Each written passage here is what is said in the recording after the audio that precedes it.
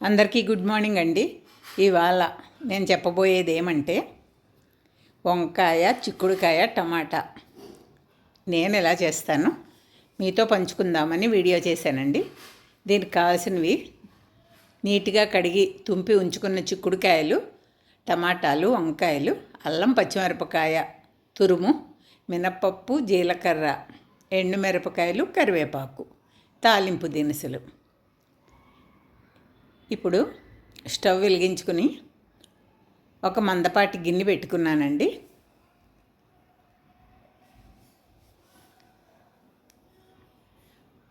ఆ గిన్నె నూనె వేసుకుని తాలింపు దినుసులన్నీ వేసుకుని అవి దోరగా వేగే వరకు కలుపుతూ ఉండాలండి.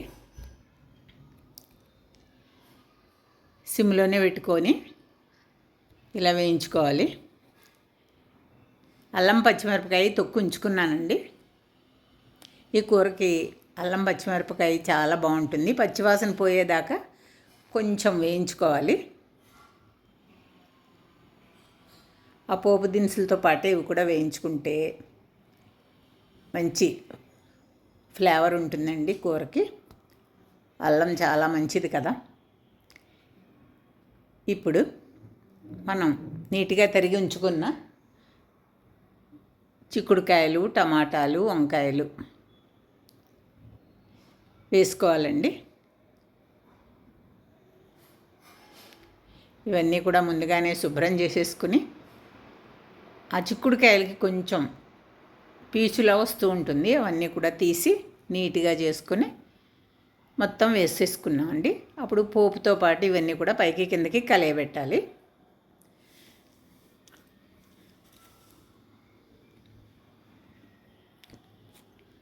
మొత్తం అంతా కూడా ఇలా కలిపి ఉంచుకున్న తర్వాత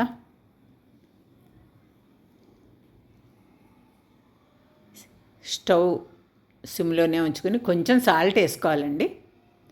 నేనైతే కళ్ళుప్పు వేస్తున్నాను.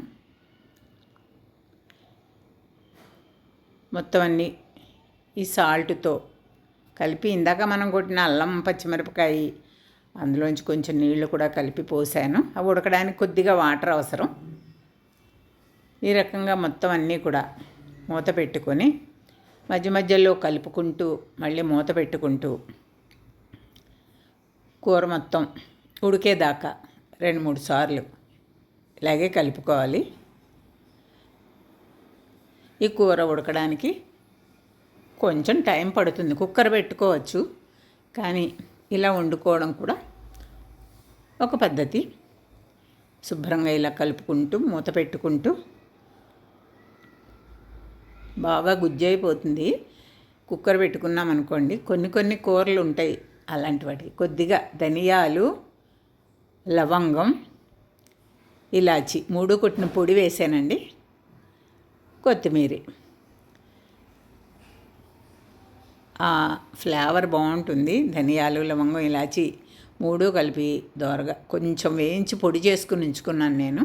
ఎప్పుడైనా ఇలాంటి కూరల్లో ఒక క్వాంటిటీని బట్టి 1/2 స్పూన్ నుంచి స్పూన్ వరకు వేసుకుంటే పొడి మసాలా కూరలాగా ఉంటుందండి. ఇది మొత్తం కూర ఇలా ఎనిపేసుకుంటే గుత్తితో చక్కగా ఇనుపుకుపోతుందండి. దీనికి కొంచెం నూనె బాగానే పట్టింది. మధ్య మధ్యలో సరిపోయినప్పుడు కొద్దిగా వేసుకుంటూ వచ్చాను. ఇదైతే చాలా ప్రోటీన్ ఫుడ్. ఎందుకంటే చిక్కుడుకాయలో గింజలు ఉంటాయి కదండి, అవి చాలా ప్రోటీన్. ఇది వండుకున్నప్పుడు ఇంకా పప్పు వేరే వండుకోక్కర్లేదు. ఈ కూరే చాలా ప్రోటీన్. అందుకని ఇలా ఉడికిపోయింది కదా, అంతేనండి కూర. నచ్చితే లైక్ చేయండి, షేర్ చేయండి, సబ్స్క్రైబ్ చేసుకోండి. Thank you.